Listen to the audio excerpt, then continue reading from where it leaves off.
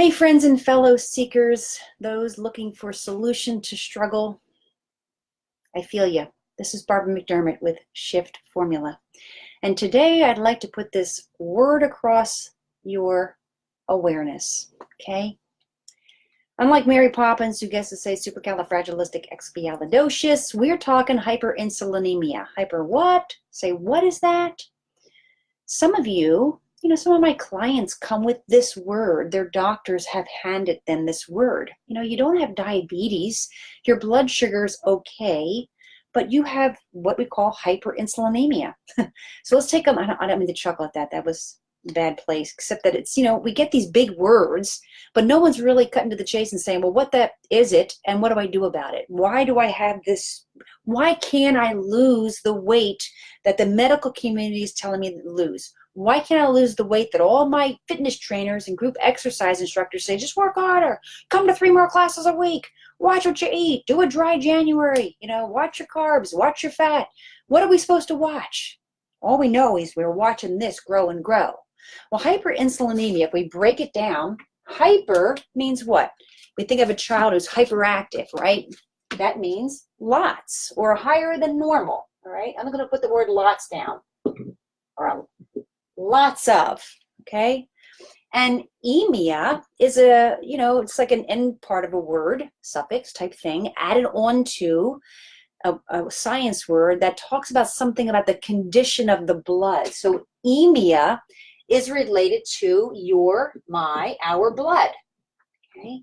So what we're saying here with hyperinsulinemia is that a person has lots of insulin in their blood. Lots of insulin in their blood. What is insulin? Insulin is your body's blood sugar lowering hormone. Okay? Insulin is a hormone that signals all the cells of your body to open up. We've got some sugar from the meal we just ate, and the sugar is fuel. It's got to be shuttled into cells to be used for energy. So insulin is a hormone that allows the blood sugar to leave your bloodstream and go into cells or into your muscles to be stored to be used later, or into your liver to be stored for later use. But what about if you're taking in unknowingly more blood sugar, food, carbohydrate in particular, you're taking in more than your body needs for energy? Where does it go? It goes around your waistline in adipose tissue. I like to say carbohydrate is waist weight. It really is, because carbohydrate, 100% of it, doesn't matter where it came from, whether it's organic or not organic, good or bad, complex or simple, it's a carbohydrate.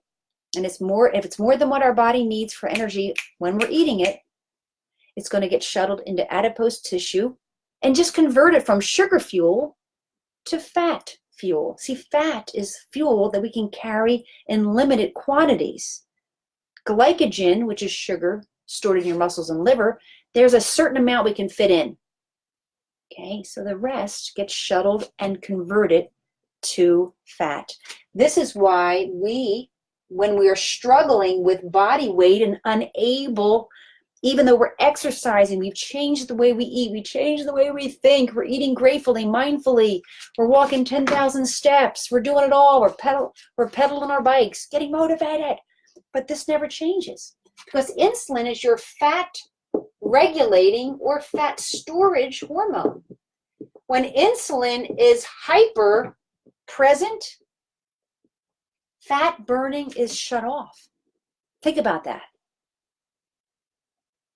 Even a person who's dieting, not eating as often or not eating as much, if they have a lot of insulin released by their pancreas, that fat storage is going to stay in effect even though they're working out. This is why we can't lose weight. We beat ourselves up, the blame, shame game, the criticism, and then we have cravings to just demoralize us even further. Am I right? Yeah.